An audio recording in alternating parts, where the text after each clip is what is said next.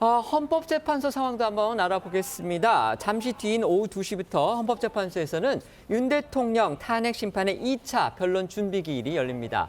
어제 여야가 추천해서 국회를 통과한 헌법재판관 2명이 취임을 하면서 8인 체제를 갖춘 헌재, 오늘 사실상 첫 정식 가동되는 겁니다. 맞습니다. 앞서 최상목 대통령 권한대행이 국무회의에서 여야가 추천한 헌법재판관 후보자 3명 중에 정계선, 조한창 후보자 이렇게 2명을 임명한 데 이어서 두 사람이 어제 취임을 했습니다. 그러면서 헌법재판소가 8인 체제를 갖췄고요. 잠시 후인 2시 대통령 탄핵 심판 2차 변론 준비 기일을 여는데요. 본격적인 탄핵 심판을 앞두고 쟁점을 정리하는 자리인 만큼 윤 대통령과 국회 양측의 대리인이 참석해서 주요 쟁점과 증인 등을 두고 신경전을 벌일 것으로 보입니다. 먼저 어제 나온 헌법재판소장 대행과 신임 헌법재판관들의 목소리부터 들어보겠습니다.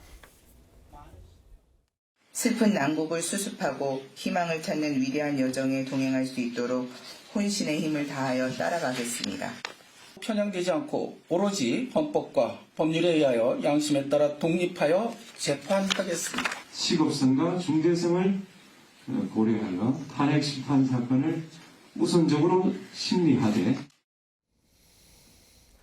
국회와 윤 대통령 측 오늘 어떤 부분을 두고서 다툴지 그것도 한번 전망해 주시죠. 네, 무엇보다 앞서 첫 변론 준비기일 당시에 이 탄핵소추 사유에 관해서 검토를 마치지 못했다는 이유로 이 입장 표명을 유보를 했던 윤 대통령 측이 오늘은 이 탄핵 사유에 관한 구체적 입장을 밝힐 것으로 알려졌습니다.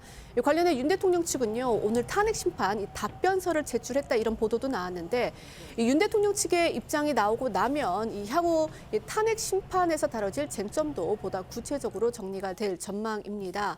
또 관련해서 이 한겨레 보도 등에 따르면요, 윤 대통령 측은 최근 이 헌재에 대해서 수사기관으로부터 이 수사 기록을 요구하지 말아달라 그런 이제 의견서를 제출한 것으로도 알려졌는데, 그러니까 이제 헌재가 이 검찰의 수사 기록을 제출받으면 안 된다라는 주장입니다.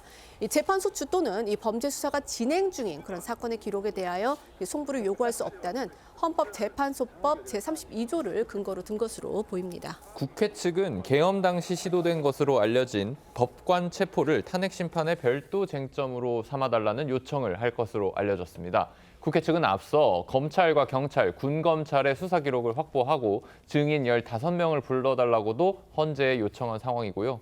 윤 대통령이 새해 첫날 관저 앞에 모인 지지자들에게 배포한 편지 등도 추가 증거로 제출하기로 했는데 양측이 신청한 증인이나 증거에 대한 채택 여부는 재판관들이 결정하게 됩니다.